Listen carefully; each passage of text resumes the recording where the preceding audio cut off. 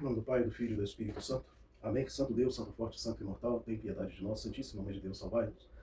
Quero colocar estas breves palavras nas mãos de Maria, a toda santa, pedindo a intercessão do meu santo anjo da guarda, para que eu nada falhe de torpe, de enganoso, o que possa fazer mal às almas. Vou tomar aqui como base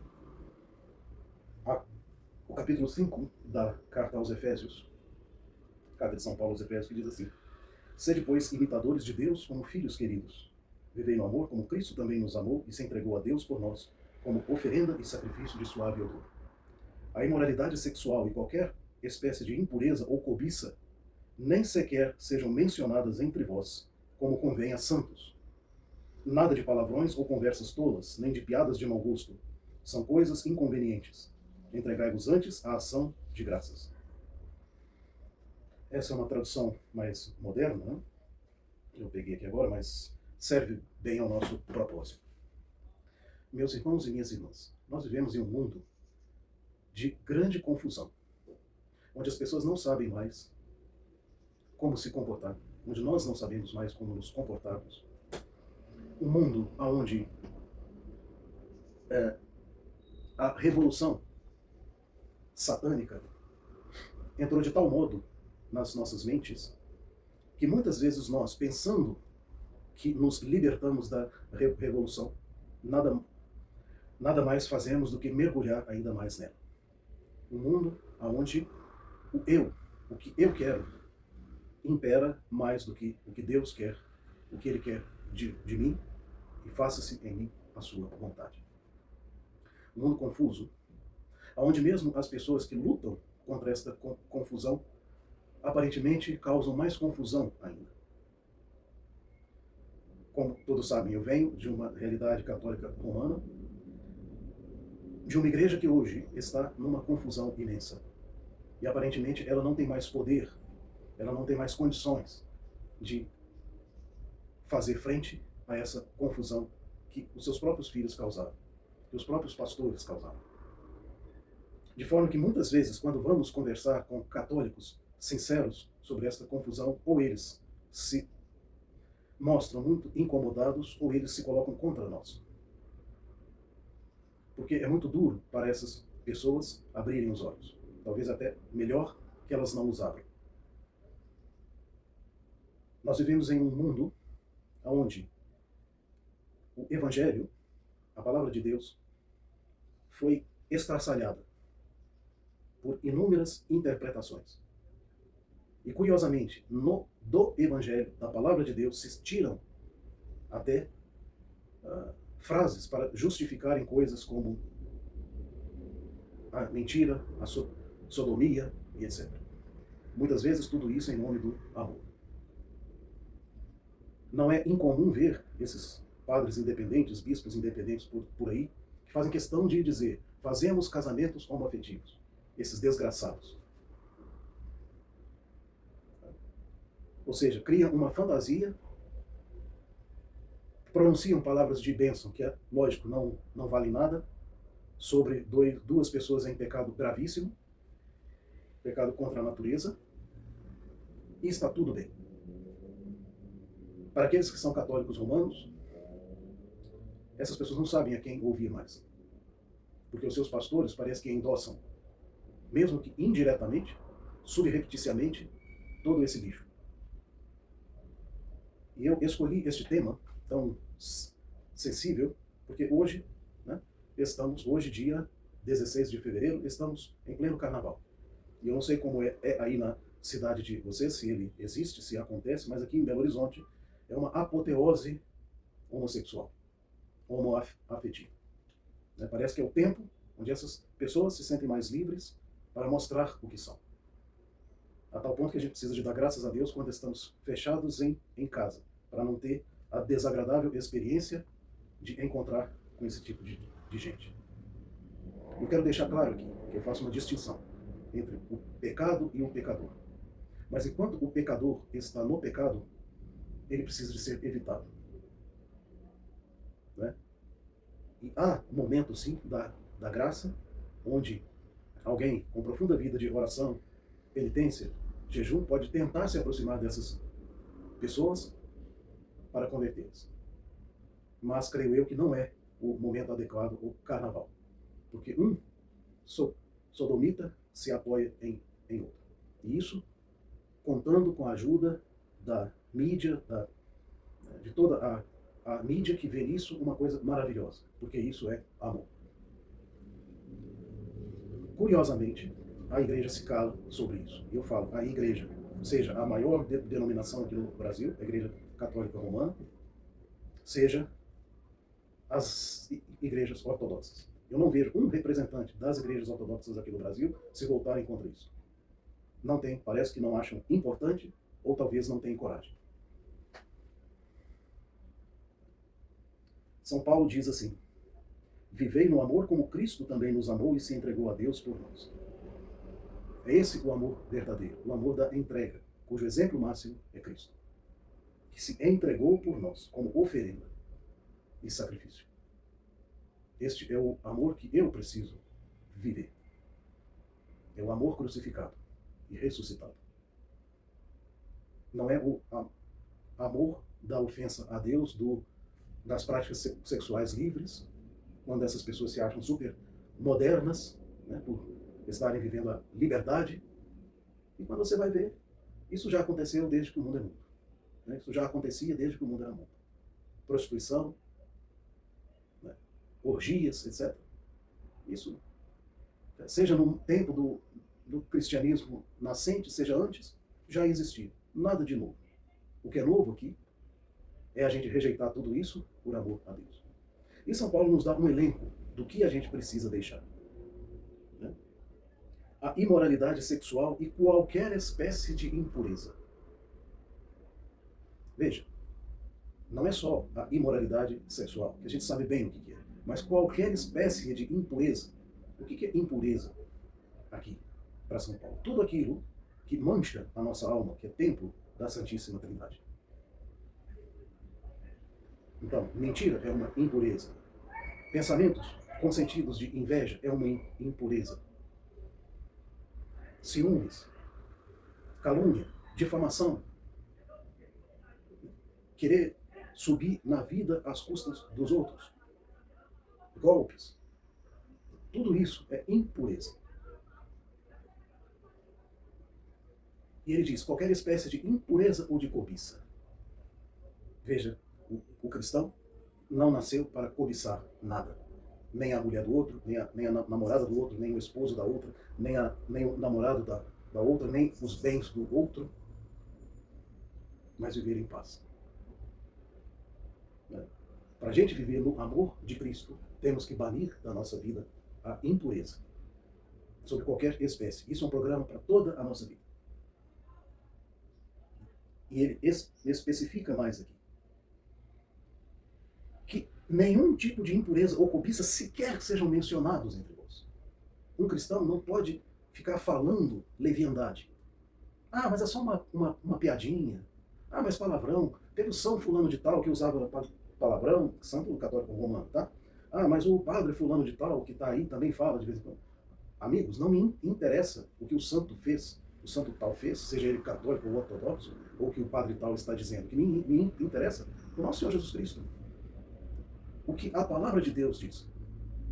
E aqui, São Paulo diz muito, muito claramente que qualquer espécie de impureza, a imoralidade sexual e qualquer espécie de impureza ou cobiça, nem sequer sejam mencionadas. Ou seja, nem para contar piada, nem para contar um caso, sejam mencionadas. Isso engloba também falar desnecessariamente das faltas reais dos outros. Né? Falar como assunto corriqueiro entre uma garfada e outra durante um almoço. Ah, você sabe o que aquele padre falou? Aquela fulana fez isso? Aquele sujeito tem um amante? Cristão não pode sequer mencionar isso. Ah, mas o que eu faço? Reza. Você está tão preocupado com a salvação do outro? Reza por ele. Faça jejum, faça penitência e cala a boca. Porque você não sabe, eu não sei, se aquela pessoa um dia vai se tornar santa. E é você e eu que nos achamos ali na média, não iremos para o inferno, que Deus nos livre. Né? Como convém a santos. Que isso não seja mencionado, porque vocês são santos, porque santificados por nosso Senhor Jesus Cristo. Não é que nós já somos santos em ato, né, dignos de veneração, de que os outros nos incensem e acendam velas. Não, é lógico que não. Mas esse é o nosso ideal, a santidade. E São Paulo continua. Nada de palavrões ou conversas tolas. Quando eu leio isso, dá uma vergonha de mim mesmo. Nada de palavrões, nem aquela piadinha de quinta série. Não, nada. Palavrão, mas eu sou assim mesmo. Não, então mude. Porque você não pode, cristão que comunga, que recebe o nosso Senhor Jesus Cristo, não pode falar palavrão, palavras torpes, palavras sujas. E se ele for religioso, se for padre, é pior ainda. Não tem justificativa. E eu tenho uma opinião de que pessoas, principalmente padres e religiosos eu nunca vi, mas padres, eu já vi muitos, que começam a falar palavrão, com piadinhas, estão demonstrando, estão verbalizando que estão numa crise vocacional enorme e que estão sendo usados pelo diabo. Ah, mas eu quero ser autêntico, eu detesto esses padres piegas, fingidos. Olha, você está sendo hipócrita, você está julgando as intenções do outro, e justamente porque você não consegue mais seguir Jesus Cristo, você inventa desculpa. Ah, eu vou sair, eu vou tomar uma cerveja. Nada contra tomar uma cerveja. Não é pecado, mas bar não é lugar de padre. Boteco não é lugar de padre. Casa dos outros, churrascada, tá? Onde se ouve música mundana, se ouve piadinha, não é lugar de padre. Praia não é lugar de padre.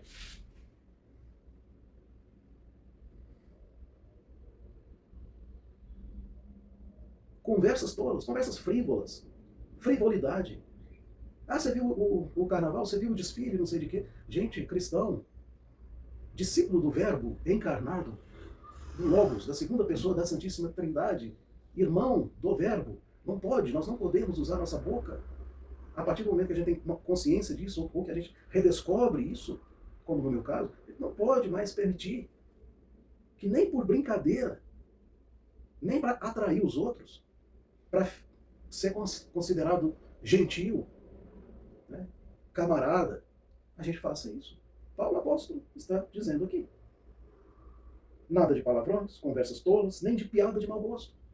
Que piada de mau gosto? Não é só piada com conotação sexual, não. Piada racista, piada preconceituosa, piada sobre pessoas com problemas ortopédicos. A gente não fala. Por quê? Porque se nós olharmos cada pessoa como dom de Deus, como vida querida e dada por Deus, como uma missão aqui neste mundo, nós não temos mais coragem de zombar de uma pessoa, seja ela agradável ou não a nós. Né? Nem das pessoas, né, que a gente aqui mencionou no início, elas não merecem ser objeto de piada ou de escárnio. O ato delas aqui merece condenação. Né? Nada de palavrões ou conversas tolas, nem de piadas de mau gosto. São coisas inconvenientes. Entregai-vos antes à ação de graças. Ao invés da gente ocupar o nosso pensamento, a nossa boca, com coisa inútil, demos graças a Deus.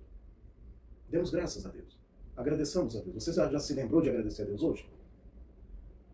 Eu já me lembrei de agradecer a Deus por tudo, por estar vivo aqui. Não que a morte para um cristão seja algo mal, mas eu tenho mais um dia para pagar os meus pecados aqui, para melhorar. Você já se lembrou disso? Agradeça, agradeça, agradeça. Dê ação de graças a Deus.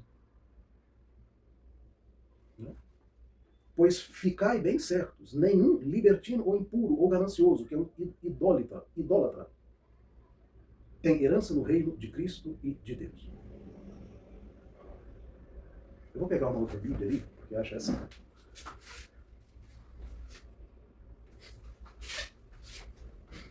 tradução um pouco tendenciosa.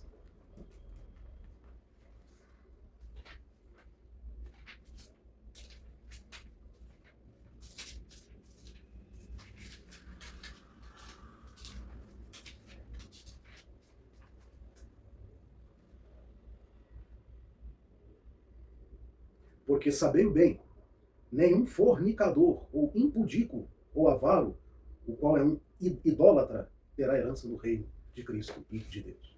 Fornicador. Aqui ele optou por libertino, né? Amenizou um pouco o termo. Nenhum fornicador.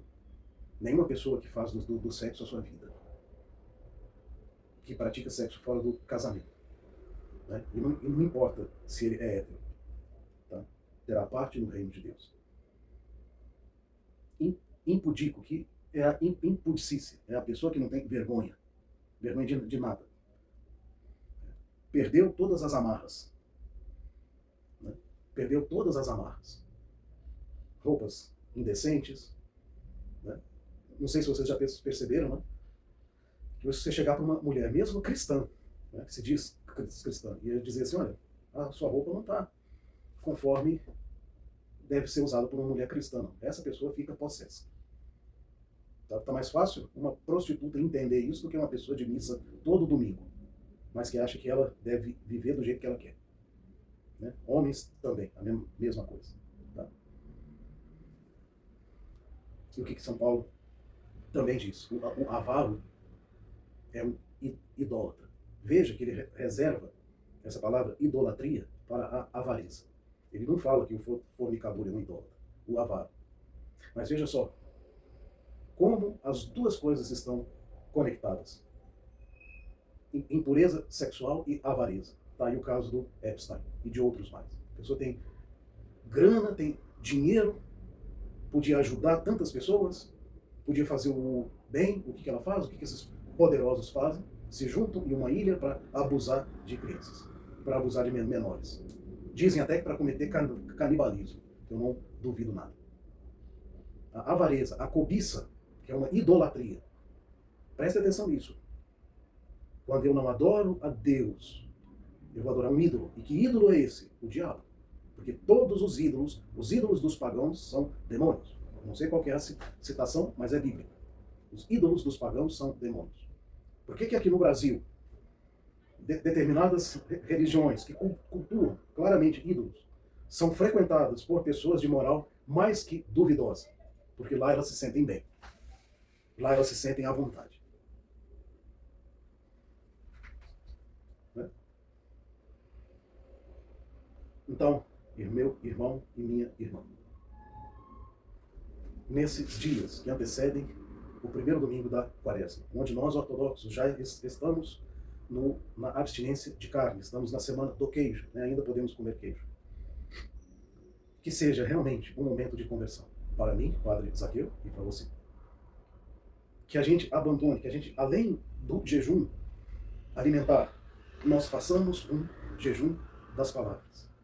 Que nós saibamos filtrar, que nós saibamos curar, pedir que nosso Senhor Jesus Cristo cure nosso Senhor Jesus Cristo cure a nossa fala. Porque eu não sei vocês, mas eu preciso muito dessa cura. Porque às vezes a gente tá no trabalho, eu não ando de batina 24 horas por dia, 7 dias por semana, e a gente tem aquela tentação de ser popular. Através de rir de piadinhas dos outros, de fazer, por nossa vez, piadinhas. E essa admoestação de Paulo é terrível. Essas coisas não devem ser ou estar em nossas bocas, como convém a santos, como convém a pessoas resgatadas e santificadas por nosso Senhor Jesus Cristo. Uma abençoada Páscoa, uma abençoada Quaresma para todos nós, né? E que nós possamos realmente tomar a peito, tomar com toda a nossa força esse propósito de dominar a nossa língua, de que nossa boca só saia boas palavras, de quando a gente não puder falar o bem de uma pessoa, que a gente se cale e deixemos para Deus a justiça, deixemos para Deus o juízo sobre essas pessoas que a gente acha que não estão fazendo bem, nem a nós, nem ao mundo. Rezemos por elas, façamos algum sacrifício por elas, mas façamos este propósito de viver a partir de hoje, a partir desta Quaresma, uma vida onde começamos a dominar a língua. E como diz o apóstolo Tiago, né, a língua pode ser um órgão muito pequeno, mas ela pode causar incêndios. E ela também pode trazer alívio, pode trazer alegria, pode trazer paz para muita gente. E que a Santíssima Trindade, Pai, Filho e Espírito Santo, vos abençoe e vos guarde.